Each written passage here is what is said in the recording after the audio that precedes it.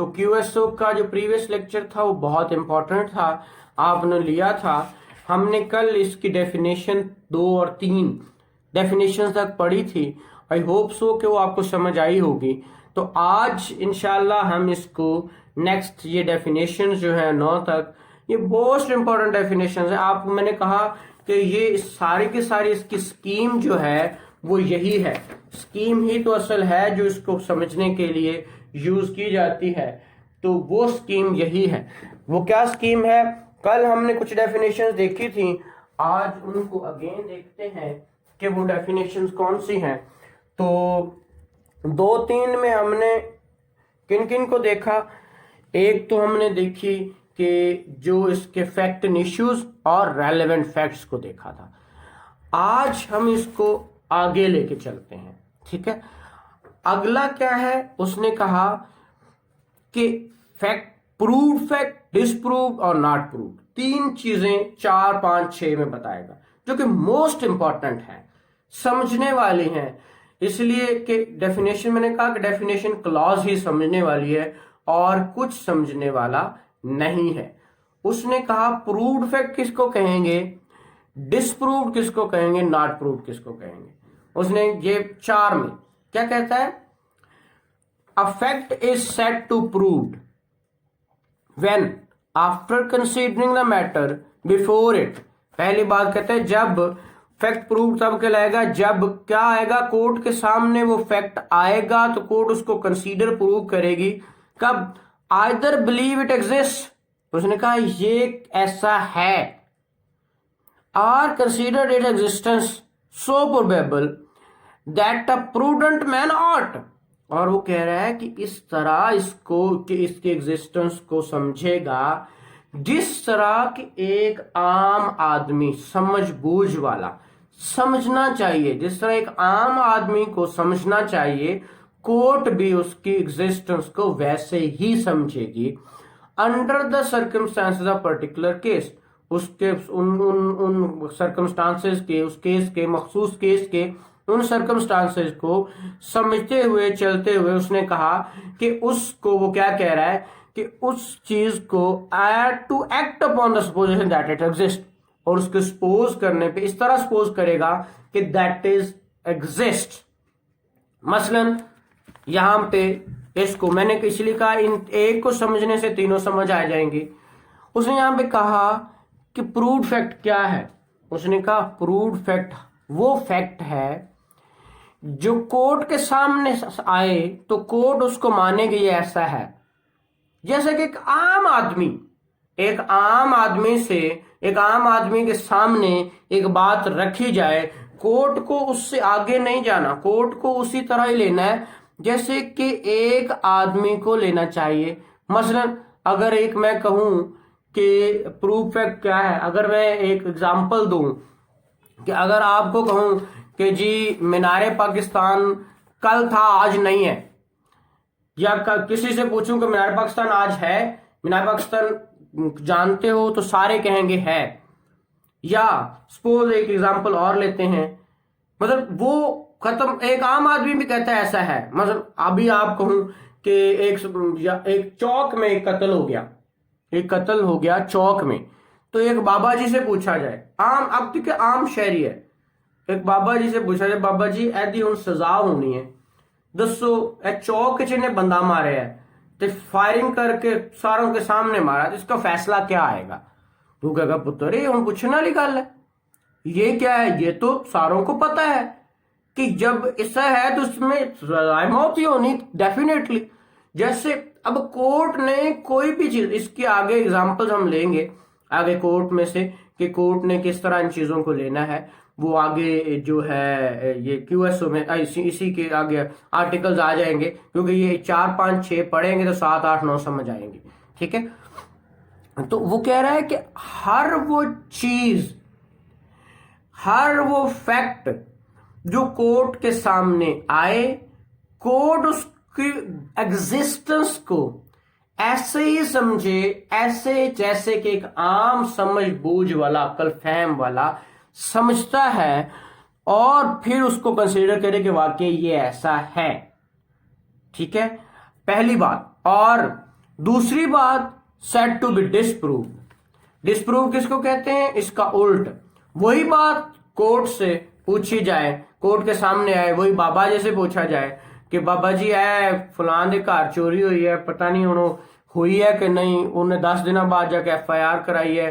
वो कहता पुत्र मैनू की पता, मैं केड़ा जज हाँ, मैनू या मेरे सामने केड़ा एविडेंस है।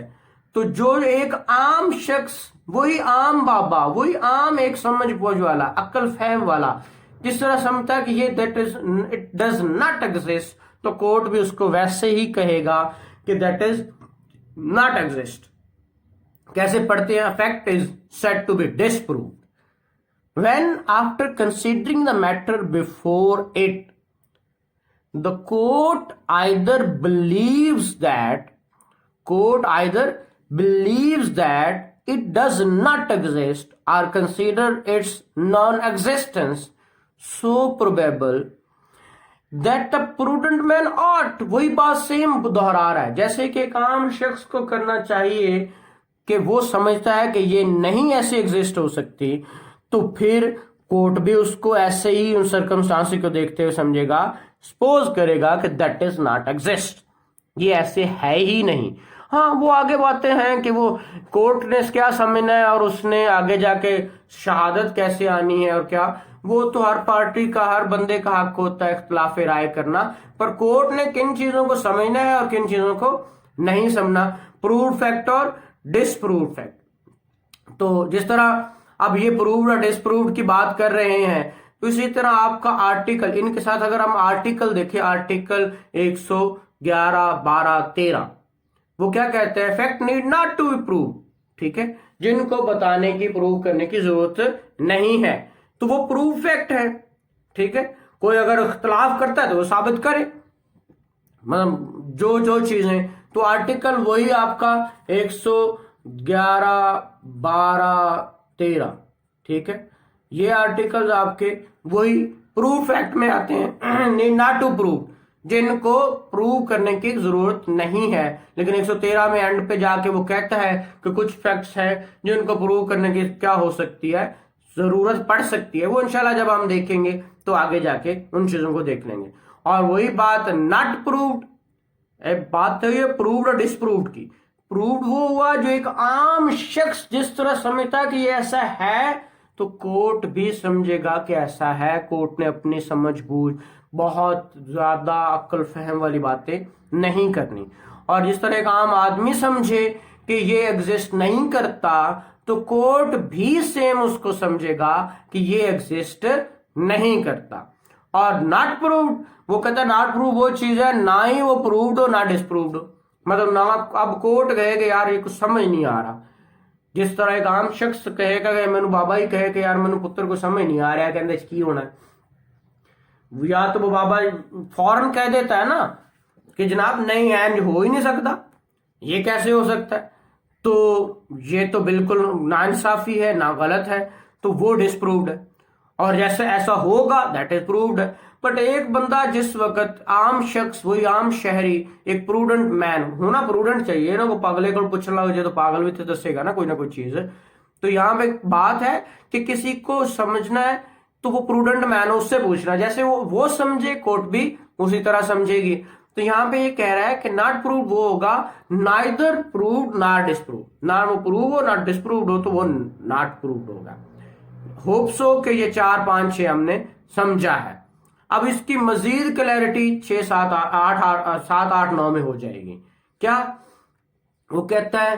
वेदर, अब हम 7 पढ़ रहे हैं, whether it is provided in this order, order से मुराद QSO, QSO की बात कर रहा है,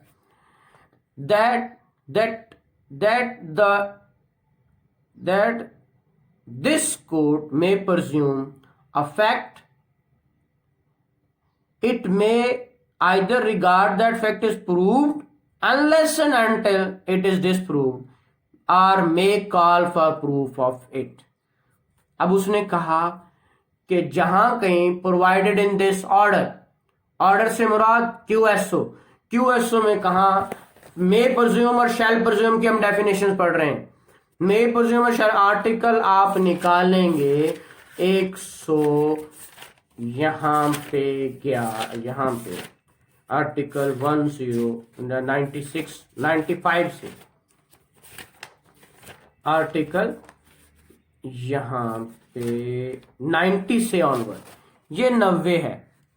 आर्टिकल 90 से ऑनवर्ड 101 तक सारे के सारे क्या है, ये मे परज्यूम और शैल परज्यूम है। हम पहली डेफिनेशन पढ़ रहे हैं मे परज्यूम की। तो मे परज्यूम आपका शुरू होता है 96 से, 96 टू 101, 96 टू, यहां पे लिख लें 96 टू 101।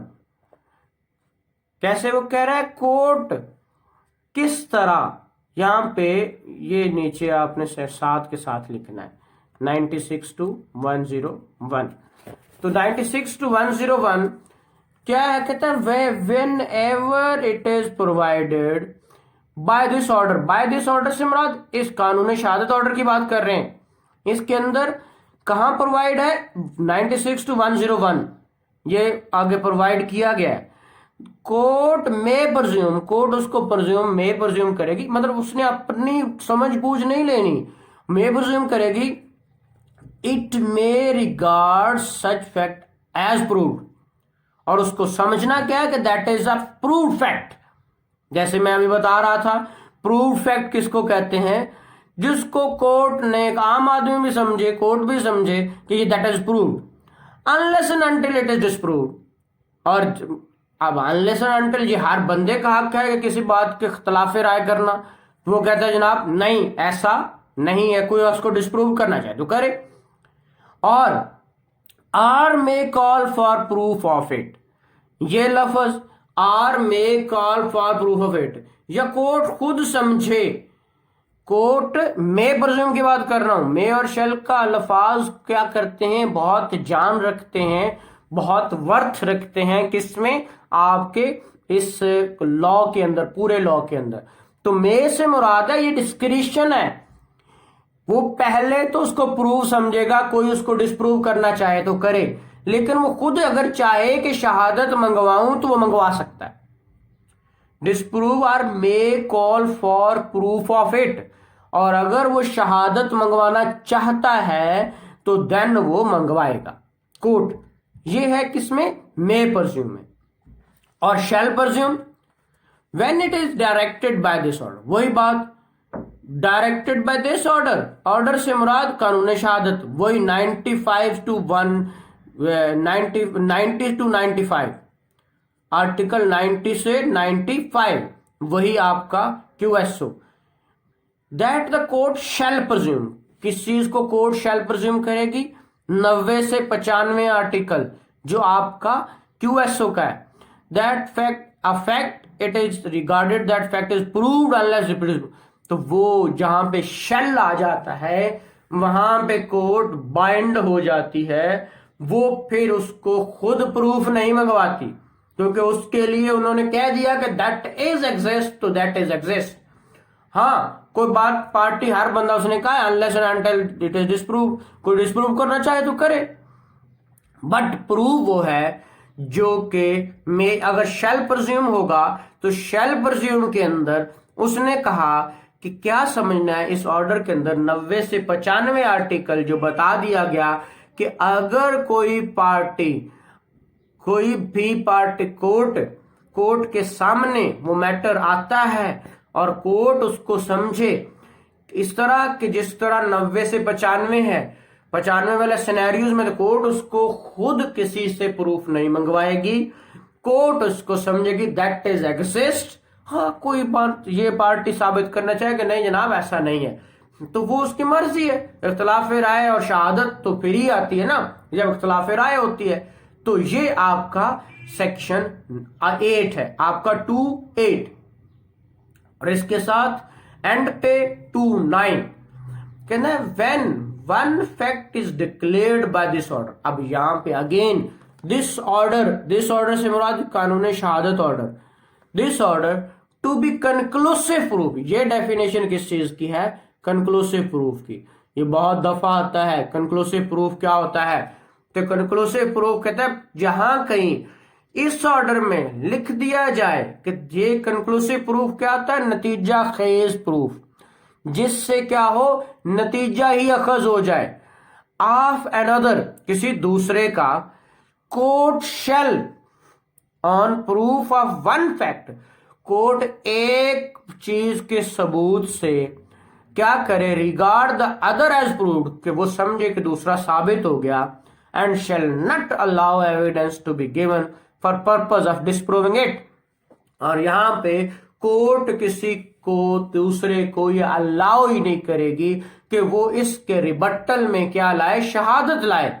अब इसकी एग्जांपल्स देख लेते हैं। जैसे कि हम समझें एक आर्टिकल आपका है, कौन सा आर्टिकल 22-24, आपने 22 आर्टिकल आगे देखना है, ठीक है, 22 और 24, ठीक है, क्या है, प्ली ऑफ एलिबाई, 24 क्या है, प्ली ऑफ एलिबाई।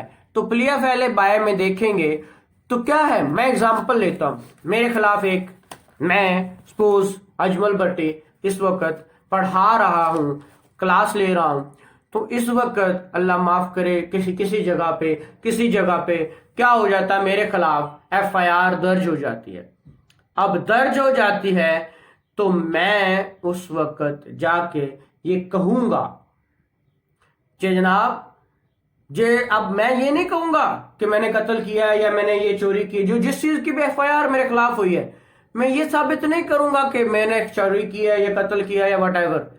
मैं जाते ये कहूंगा कि जनाब आई वॉज नॉट देयर या आई वॉज नॉट हेयर, मैं वहां पे था नहीं या मैं यहां नहीं था जब आप मुझे, मेरे खिलाफ ये एफआईआर होगी। कोर्ट कहेगा अच्छा ठहरो। अब ये बात हमने कल पढ़ा था, किस चीज को, रेलेवेंट फैक्ट को। अब देखें ये अदरवाइज रिलेट कर गई है, हालांकि ये कोई था एफआईआर में, इशू था कि अजमल साहब यहां थे या नहीं थे, उसमें तो ये था कि अजमल ने ये किया नहीं। अब जब मैंने जाके कह दिया कि मैं नहीं था, तो उस वक्त ये बात नहीं सामने, और उस वक्त उसने कहा ये रेलेवेंट भी होगी। क्यों?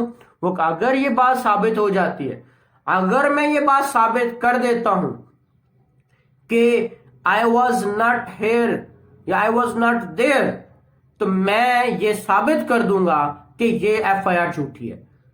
अगर मैं ये साबित कर दूं कि मैं वहां पे मौजूद नहीं था, तो क्या ये कत्ल मैंने किया? उसने कहा कि अजमल साहब आए, गोलियां मार के चले गए, तो फिर मैंने ये साबित कर दिया कि मैं उस वक्त जनाब लाहौर में बैठा क्लास ले रहा था, और मेरा आप रिकॉर्ड चेक कर लें, मेरे पास 10-15 स्टूडेंट्स थे जो मेरे सामने थे या मेरे साथ ऑनलाइन थे, तो उनको मैं तो पढ़ा रहा था, मेरी जियो फेंसिंग करवा लें। तो ऐसी सूरत में एक फैक्ट मैंने साबित किया कि मैं यहां नहीं था, तो क्या मुझे दूसरा फैक्ट साबित करने की जरूरत पड़ेगी?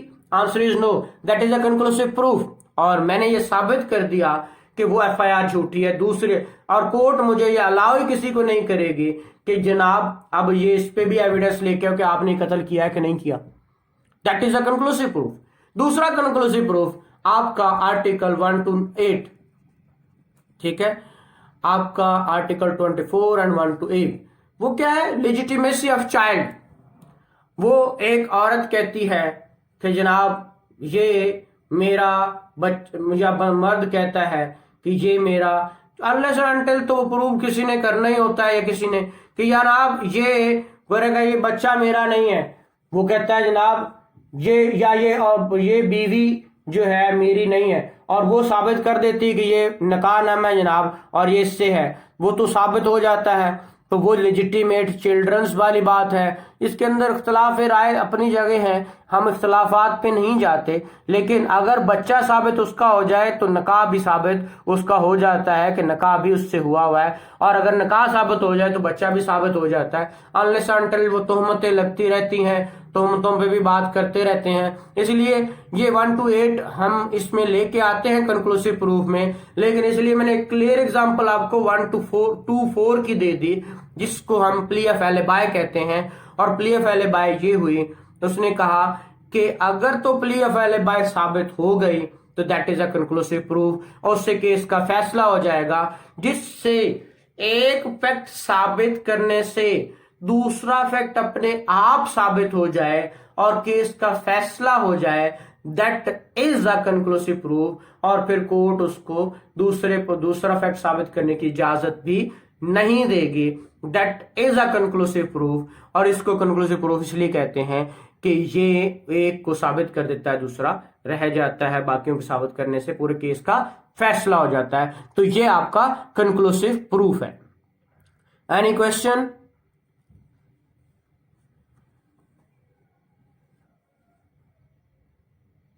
ठीक है बेटा। अच्छा, ये हमने आर्टिकल 1 to 8 पढ़ लिया और आर्टिकल